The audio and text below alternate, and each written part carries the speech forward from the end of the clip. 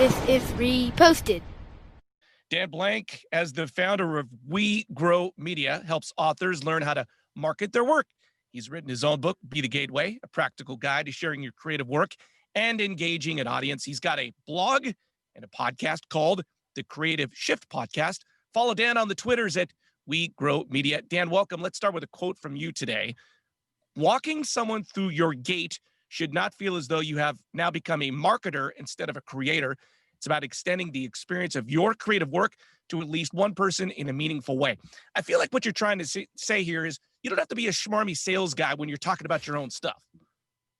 Yeah, that's exactly it. I think people put on a creator hat. Then when they're ready to share it, they put on a marketer hat. And the whole concept of the metaphor of the gateway is just this idea that you're creating an experience with someone. And it's half where they're coming from and who they are. And it's half your intention as the creator. And when you view it that way, it's not one or the other. It's this idea that this is the beauty of art and creative work and entrepreneurship. Something you talked about in your most recent podcast that I think was really interesting was when you were working on your zine or your magazine in college, and you realized that like you needed to find the publicity department and record labels, and the daunting task of taking that first step.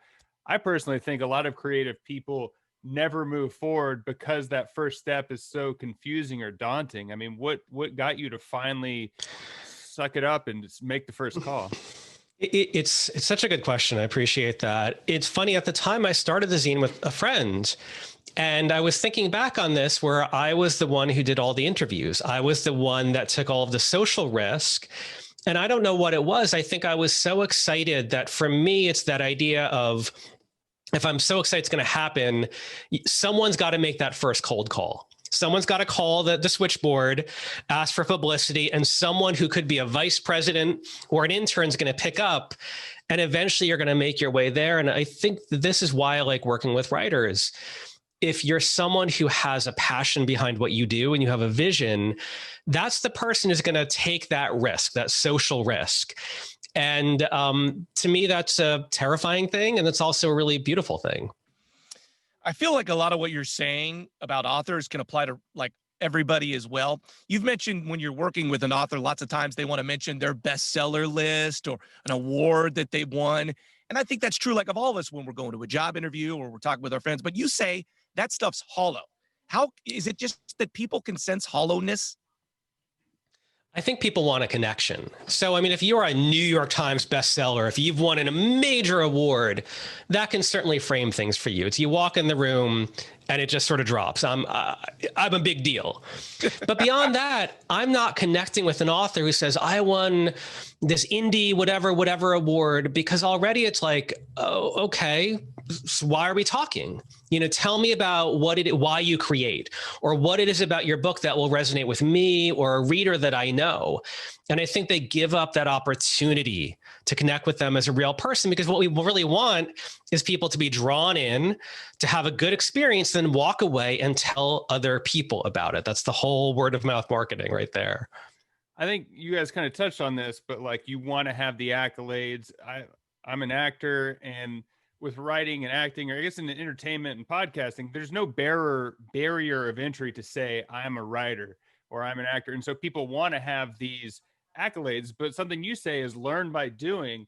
And so like, you're not going to be good at first. So like work for free. I mean, how do you coach people into getting over that barrier? Because the first thing you write isn't going to be good. Just start doing it. Yeah. Don't wait for someone to pay you.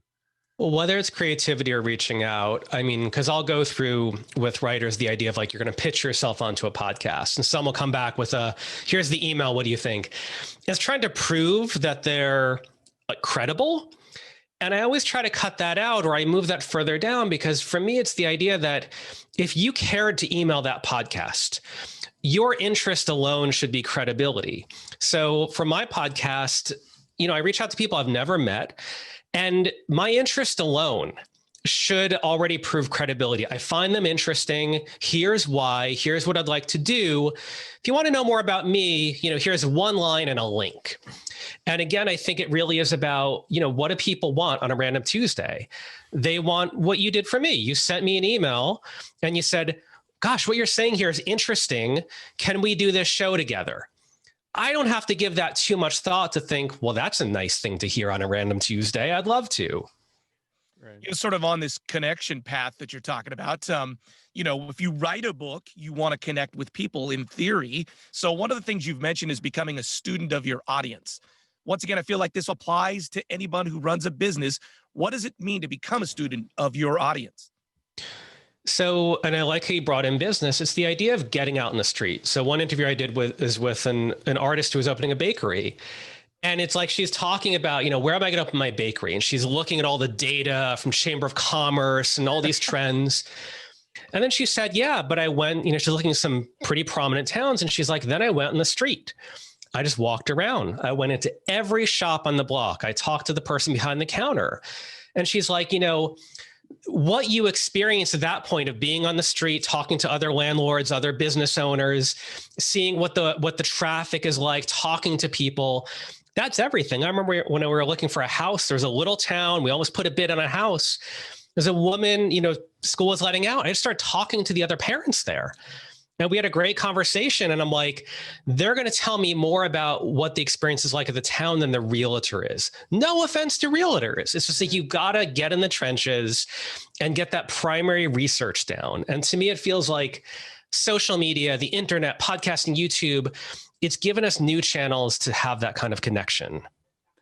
I think something when talking on this topic of reaching out and getting in with people, we have to talk about the opposite side of what your success rate is. Like, you probably reach out to people. People have asked, how do we book people? And I say about 10% of the people that we reach out to end up being on the show. That's just for us. And what do you say to that, for like how that applies to you, or how you're talking to people to be prepared to hear no or hear nothing? I always think about it in terms of what will you learn in the engagement. So part of my work is I do one-on-one consulting.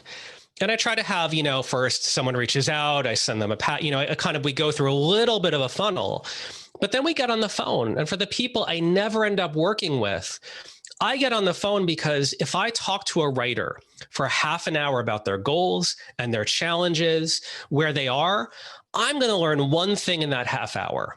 And no, I can't afford to spend all of my time doing that because I've got to do the real work. But I think about what you learn in that process. So in terms of conversion rate is a difficult thing because we know that some of it is just luck. And I try to view it that way, this idea of you don't know what connections you're going to make. You don't know what's going to work, but you're going to learn something in that process. Look for those lessons. All right, Dan, I feel like we can't do an interview in 2021 without getting to the obvious question: where does social media fit in and all this business? And I'm hoping you're not going to say I need 10 million Instagram followers. Well, it's 20 million now. Right. So what do we do with social media? Social media is this amazing tool because it gives us not just access to people, it gives us this way of building rapport with people. So I've always looked at the idea of a platform as communication and trust. So some of that means that if you have a book or a business, you're thinking about who are my ideal people, my ideal audience. If you go on a Facebook group, if you start looking on Instagram, if you look at podcasts, it's sort of like how we build relationships in real life. We build relationships at work by passing that person in the hallway again and again and again. And eventually you start talking in the coffee, when you're getting coffee. And then years later, they're like a friend of yours. And I think that social media gives us a lot of ability to figure out, here's the niche. And then you can observe, and then you can start reaching out to people. And you didn't really have that before. You'd mentioned the article I did about the zine. Back in the early 90s, when everything was in person, there was largely no online the way we know it now. You had to get access via the phone or in person or an event. And it was much rarer to have that chance. You couldn't just sit in your bedroom and find the people who like a certain topic and then maybe email one, DM another, and comment on another. And even see what language are they using? What resonates with the group? What's getting a lot of likes?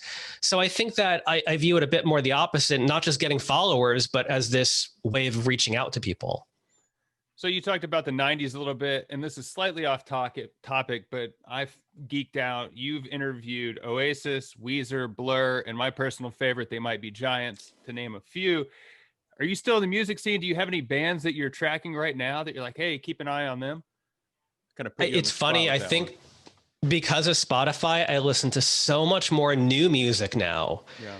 And probably the biggest issue I have is that because it comes suggested and I throw them on a playlist and more gets suggested, I'm not aware of the band names now, whereas I used to be when I was just every weekend going out to record stores. Yeah. So I don't know what to recommend to you, but I will say to me, this is a golden age of new music, not just, oh, I love the old stuff. Right. It's incredible what's possible in terms of discovering new media, and in this case, music. All right. Do you want to grow your platform? He's Dan Blank. You can find him at wegrowmedia.com. Dan, thanks for your time. Thank you.